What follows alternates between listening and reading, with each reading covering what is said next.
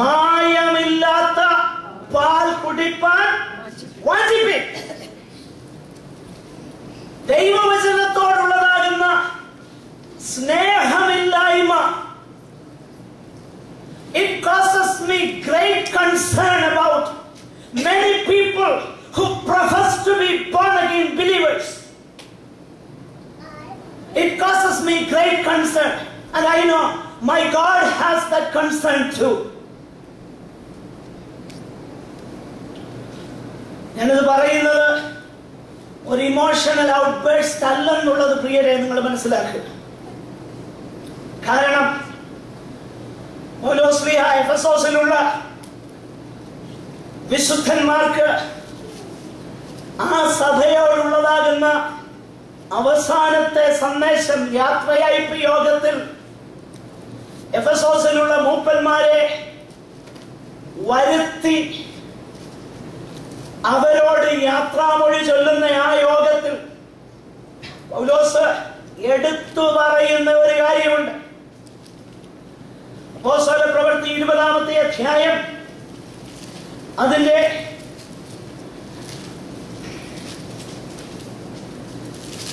32-ാമത്തെ വാക്യം. നിങ്ങൾക്ക് ആത്മീയ വർധന വരുത്തുവാനും സകല വിശുദ്ധന്മാരോടും കൂടെ അവകാശം തരുവാനും കഴിയുന്ന ദൈവത്തിലും കൃപയുടെ വചനത്തിലും നോക്കിക്കേ, ദൈവത്തിന് ഈക്വലന്റ് ആയിട്ട് ഓൺ പാർ വിത്ത് ഗോഡ്. വചനം ദൈവമായിരുന്നു. വചനം എന്തായി? കൃപയും സത്യവും നിറഞ്ഞവനായി നമ്മുടെ ഇടയിൽ ജഡമായി പാർത്തു. പൗലോസ് പറയുക, നിങ്ങൾക്ക് ആത്മീക വർധന തരുവാനും പിന്നെയോ സകല വിശുദ്ധന്മാരോടും കൂടെ അവകാശം തരുവാനും കഴിയുന്ന ദൈവത്തിലും അവന്റെ കൃപയുടെ വചനത്തിലും ഞാൻ നിങ്ങളെ ഫലമേൽപ്പിക്കുന്നു. അതുകൊണ്ടാണ് എഫെസോസിൽ മൂപ്പനായിരിക്കുന്ന, ബിഷപ്പായിരിക്കുന്ന തന്റെ വിശ്വാസത്തിന്റെ പുത്രനായിരിക്കുന്ന തിമോത്തിയോസിനോട് അവസാനം പറയുന്ന വാക്കുമിതാ. 2 തിമോത്തിയോസ് 4-ാം അധ്യായം എടുത്തു വായിക്കേണ്ടത് നമുക്കറിയാം. അതിലെ 1 മുതലുള്ള വാക്യങ്ങൾ. വചനം പ്രസംഗിക്കുക. Do not compromise on that. ഞാൻ വരുവോളം you concentrate in the public reading of scripture, exhortation and all those things. എഫെസോസിലുള്ള ആ വിശുദ്ധന്മാരെ നീ ഇങ്ങനെ പ്രബോധിപ്പിക്കണം. ഞാൻ വരുവോളം ഇതിന് മുടക്കം വരുത്തരുത്. കാരണം ദൈവവചനത്തിന് മാത്രമേ ദൈവസഭയെ ആരോഗ്യമുള്ളതാക്കി തീർക്കുവാൻ കഴിയുകയുള്ളൂ. ദൈവവചനത്തോട് നമ്മുടെ സമൂഹം കാണിക്കുന്ന അപേക്ഷന് കണക്ക് കൊടുക്കേണ്ടതായി വരുമെന്ന് വളരെ ഭാരത്തോടെ, ദുഃഖത്തോടെ, എന്നാൽ ദൈവത്തിന്റെ പരിശുദ്ധാത്മാവിന്റെ നിയോഗത്തോടെ ഞാൻ പ്രഖ്യാപിക്കുന്നു.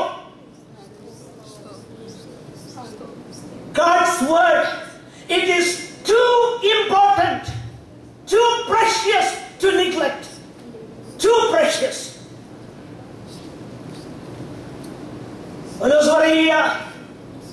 You received this word,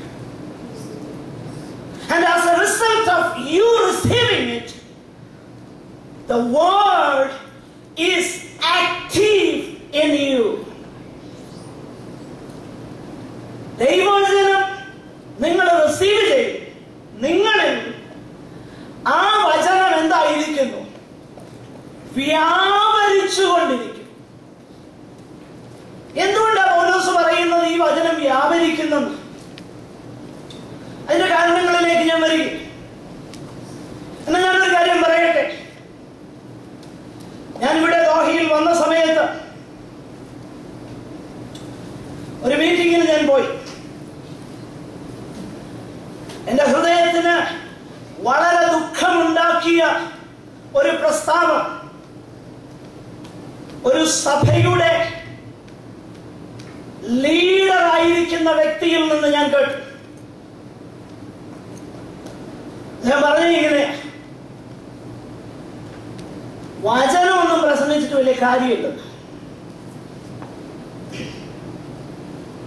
എന്റെ കൂടെ കേട്ട ചിലരൊക്കെ ഇവിടെ ഇരിപ്പുണ്ട്. They will endorse what I just told you. വചനമൊന്നും പ്രസംഗിച്ചിട്ട് കാര്യമില്ല. ആരാ പറയുന്നതെന്ന് അറിയാം? A leader of a big church.